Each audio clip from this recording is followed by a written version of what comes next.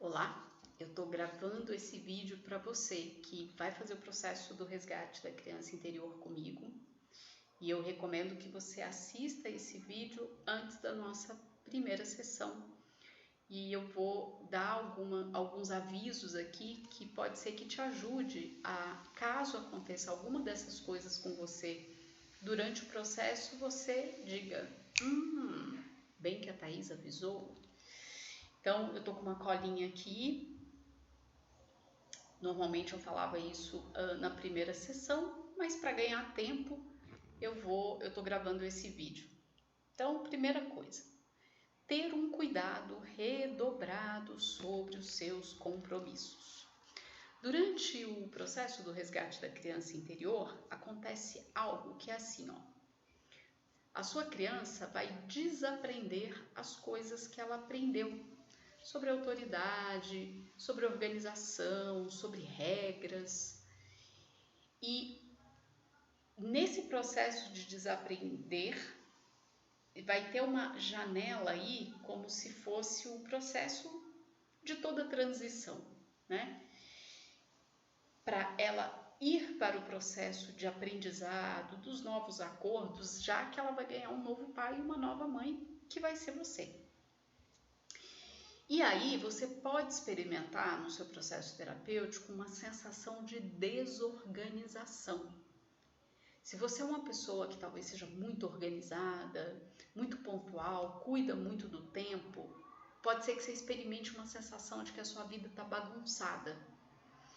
E isso pode acontecer no processo terapêutico do resgate da criança interior por esse item que eu te disse, sobre essa criança que começa a desaprender coisas e isso vai se refletir na sua vida adulta. Então, de repente, você vai começar a experimentar um certo caos. Fica tranquilo, fica tranquila. Pode ser que seja interessante para você usar mais de uma agenda, né? Usar a sua agenda digital, se você usa, usar de papel, de repente colocar alguns bilhetes, ter algumas coisas extras, por exemplo, se você tem dois equipamentos, celular e laptop, para, por exemplo, fazer o processo terapêutico ou para outros compromissos, mantenha os dois carregados, porque se um não funcionar na hora do seu compromisso, você tem como utilizar o outro, tá? Então essa é uma dica. Outra coisa, fique bastante atento, bastante atenta às chaves de casa, chave do carro, tudo aquilo que pode fazer você atrasar ou até inviabilizar que você vá para alguns lugares. Então, mantenha a chave num lugar onde você sabe que vai encontrar, tenha cópia de chave, pode ser muito interessante. Se de repente você mora com alguém e você pode contar com essa pessoa para poder te ajudar com alguns compromissos, olha, eu estou num momento aqui que eu estou um pouco distraída, me lembra de tal compromisso que eu vou ter tal hora.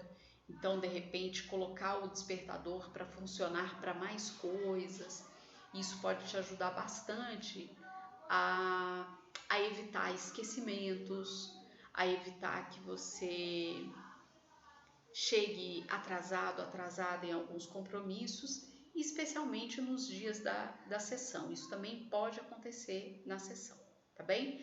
Fica bem atento, bem atenta a todas as informações que eu mando por e-mail, no documento em PDF. Leia mais de uma vez, leia com calma, porque tem uma outra coisa que também acontece no processo terapêutico do resgate da criança interior. Essa é uma mudança que você mexe nas suas estruturas mais básicas, mais primitivas. E tem uma parte do nosso corpo, para poder explicar numa linguagem simples, que não quer a mudança, que não quer lidar com o desconhecido, que não quer lidar com a morte, né? Não tem uma morte física, mas tem várias mortes metafóricas acontecendo. A pessoa que está começando esse processo terapêutico vai terminar muito diferente do que começou. Muitas das coisas que você acreditava, que você achava que era certo, que era bom para você, pode mudar completamente. E isso também é um tipo de morte. E tem uma parte do nosso corpo que teme muito isso e tende a dizer: não, não faz isso não, deixa pra lá, não vamos mudar não, deixa como tá, time que tá ganhando não deve ser mudado, ainda que o ganhar para essa parte seja algo muito prejudicial para você. Então é bem importante você ter em mente que esse é um processo que, por mais que você às vezes nem sinta tantas coisas durante as sessões e, sei lá, finaliza a sexta sessão dizendo: nossa, gostei, mas não aconteceu nada, escalafobético, mas ainda assim o seu sistema, partes dentro de você podem te prejudicar. Então é muito importante você redobrar a sua atenção durante as 6 sessões do resgate da criança interior, tá bem? Outra coisa é que na quinta sessão a gente vai ter a oportunidade de traduzir um sonho. Esse é um das minhas áreas de atuação e de estudo, que é o estudo dos símbolos. A minha área de atuação é a psicologia analítica, também conhecida como junguiana, e daqui para frente, desde quando você fechou ali o processo terapêutico, tomou a decisão, a partir dali você já pode começar a tomar nota dos seus sonhos, caso você não faça isso, tenha um caderno de sonhos, de preferência manual, tá? Tenha o hábito de anotar os seus sonhos para você poder escolher um sonho que você teve nessa janela, nesse intervalo do processo terapêutico, para levar para a quinta sessão. Você também pode levar um sonho que é repetitivo. Às vezes você tem um tema de sonho que você tem já há muito tempo. E, em geral, esse sonho traz algum conteúdo que denuncia alguma coisa da infância. Então, fica super à vontade para escolher qual sonho você vai trazer na quinta sessão. Outra coisa, se você convive com crianças, se você tem animais de estimação e se você mora com alguma pessoa, seja seus pais, seja irmãos, seja com quem você está casado, casada, é bem possível que você observe mudanças de comportamento nessas pessoas e ou animais. Os animais de estimação, em geral, eles costumam ter uma irritabilidade, às vezes apresentar uma tristeza, não querer comer a comida, não querer beber a água, às vezes ficar deitado no seu quarto, caso seja um animal que transite dentro da sua casa. Pode ser que ele queira ficar dormindo na sua cama, especialmente nas sessões que você sentiu mais, que te afetou mais. Então, isso pode acontecer, já tive muitos relatos de animais de estimação das pessoas que estavam fazendo o processo terapêutico e mesmo das pessoas que estavam longe. Tinha uma pessoa que estava no Brasil fazendo o processo terapêutico, o cachorro dela estava em Honduras e no dia da sessão mais difícil, o cachorro dela foi deitar na cama dela, a irmã relatou para ela e ele ficou o dia todo muito triste, tá? Se você tem o hábito de conversar com seus animais de estimação, pode ser que conversar com eles e dizer: olha, eu sei o que está acontecendo, eu sei que você está triste porque eu também estou triste, eu te agradeço, mas eu te libero disso. Pode ser uma forma desse animal ser o menos afetado possível. Em relação às crianças, é muito parecido com os animais. As crianças também podem apresentar mais irritabilidade, elas podem ficar mais apegadas a você nesse período. Pode ser que você também sinta mais irritabilidade com as crianças. Então é importante, se você tem alguém na casa que você possa conversar e dizer: olha, eu estou fazendo um processo terapêutico, que isso pode influenciar na minha relação com essas crianças, seja sobrinhos, filhos, enfim. É importante dizer que você precisa de apoio, né? Você também pode conversar com essa criança e dizer: eu sei por que você está assim, eu estou passando por uma terapia, você não precisa se sacrificar por mim, eu te libero. Existe também uma terapia do sono REM, que caso alguma criança em casa esteja passando por isso, é só você me falar e eu te dou as instruções de como fazer essa terapia do sono REM para que as crianças não sejam tão afetadas pelo seu processo terapêutico. Mas fique tranquila, tranquilo que isso passa, tá? É só um período, desse período do processo terapêutico, mas é importante poder ter algumas ferramentas na mão para poder lidar com isso.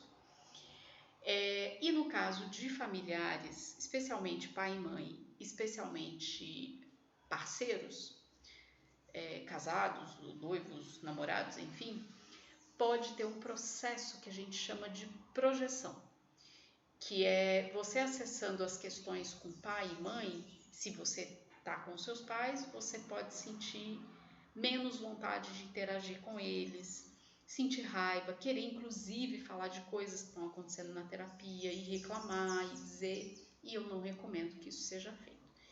Isso, em geral, nesse calor da emoção, não é com eles que você tem que conversar, não é o momento para isso, tá? Pode ser que em outro momento você faça isso.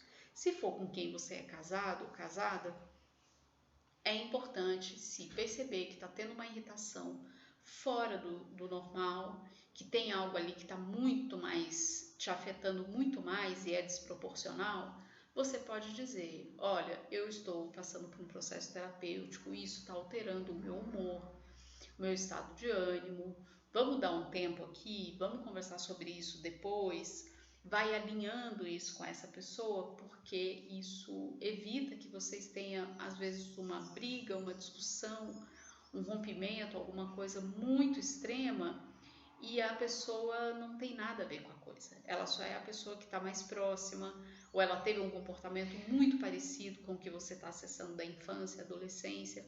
Então, é importante ter essa conversa, ok? Bem, a outra coisa é a caixa de emergência. Eu peço uma caixa de emergência, que pode ser um envelope, pode ser uma caixa, onde você vai colocar coisas que te organizam. Então, por exemplo, durante a sessão você fez algum exercício, alguma meditação que você sentiu muito bem, que você ficou muito bem depois de ter feito? Anota no papel, meditação tal, exercício tal, para quando você der defeito, quando você perceber que você está muito alterado, alterada, você vai lá na caixa de emergência, pega o papel e fala, o exercício tal, vou fazer o exercício tal. No momento de desequilíbrio emocional, não espere ter respostas lógicas emocionais. Então a caixa de emergência é para isso, para ficar visível, e no momento onde tiver uma alteração, você saca ali um exercício e faz. Uma coisa que seja rápida, que seja à mão, que onde você estiver você consiga fazer, tá bem? Você também pode, ao longo do processo, ir descobrindo coisas que te acalmam, que te organizam. De repente uma música, de repente um exercício de respiração, de repente tomar um chá. Vai anotando essas coisas e colocando dentro desse envelope. De repente olhar para uma foto pode te ajudar também a te organizar. Enfim, vá desenvolvendo esse olhar mais apurado para descobrir o que é que te organiza e no momento de emergência você poder usar isso rapidamente, ok? Outra coisa é que durante esse trabalho é muito importante, é imprescindível, eu diria, porque importante parece que pode não ser feito, né? Mas isso é imprescindível para que o trabalho aconteça, que chama suspender os adultos. Thaís, o que significa suspender os adultos? Significa que você vai fazer o exercício de entrar no corpo da criança que você foi e olhar pelos olhos dela. E imaginar naquela fase, com aqueles recursos, com os recursos que uma criança tem em cada fase, o que ela pode ter sentido, o que ela pode ter desejado, o que pode ser que ela ficou muito chateada, muito triste, sem explicar. Então, por exemplo, chega numa fase onde a sua criança vai te dizer que queria muito ter brincado mais com seu pai ou com a sua mãe. E aí você não vai explicar, olha, mas eles estavam trabalhando e graças a eles trabalharem você tinha comida, você tinha casa, você tinha roupa. Não. Você vai simplesmente escutar o que essa criança está dizendo e dizer, eu sinto muito. É legítima o seu desejo de ter esse pai e essa mãe para brincar, para passar mais tempo com você. Eu sinto muito que isso não aconteceu. E é isso. Não explicamos os adultos. Ah, mas o meu pai é muito bom. Ah, mas a minha... Nada. Nada. Você simplesmente escuta o que essa criança tem para te dizer e valida o que ela sente. Ainda que seja muito difícil para você entender o que uma criança nessa fase deseja, como que ela se defende, quais são os recursos que ela tem, como é que ela consegue pedir. Ainda que seja muito difícil para você, é importante que você se abra para esse experimento que é validar o que a sua criança está dizendo, sentindo, lamentando. Lamente junto com ela. Não explique os adultos, porque, em resumo, se você explica, olha, você queria isso, mas ai, é demais isso, né? Não, mas o seu pai e a sua mãe, né? Você abandona essa criança pela segunda vez. Porque pela primeira vez ela já se sentiu abandonada. Porque quando uma necessidade não é atendida de uma criança em uma determinada fase, ela se sente abandonada, rejeitada, desprotegida e insegura. E o seu papel é exercitar, acolher essa criança e validar as necessidades dela. Ponto.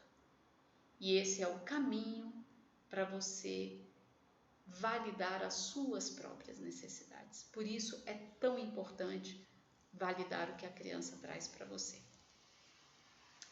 Bem, e a outra coisa, a última coisa, e não menos importante, não faça absolutamente nenhum trabalho terapêutico, nenhum exercício, nada que seja referente a perdoar os pais e ou os seus cuidadores da sua infância, tá bem? Eu tenho um vídeo no meu canal só falando sobre isso, eu recomendo que você assista, mas esse processo de perdoar os pais é pular etapa. A primeira coisa é que a criança precisa ter os sentimentos dela validado, para ela não se sentir abandonada mais uma vez. E pode ser que você experimente por um bom tempo, por algum tempo, uma irritação, uma vontade de não ter contato com seus pais. E isso pode passar. E eu digo pode passar porque depende muito de como é que as coisas aconteceram e o que você vai se dar conta. Algumas pessoas criam uma fantasia muito grande para se proteger na infância de que tiveram uma família perfeita e conforme vão ficando adultas e vão fazendo processos terapêuticos e vão estudando sobre autoconhecimento, podem descobrir que muitas das coisas que aconteceram não era amor, não era cuidado. E isso pode ser muito dolorido. Mas, por outro lado, também é um nível de consciência bastante expandido, elevado, e pode ser que você entenda que você vai querer um afastamento dos seus pais e tá tudo bem, porque as suas necessidades, quem tem que atender e cuidar é você.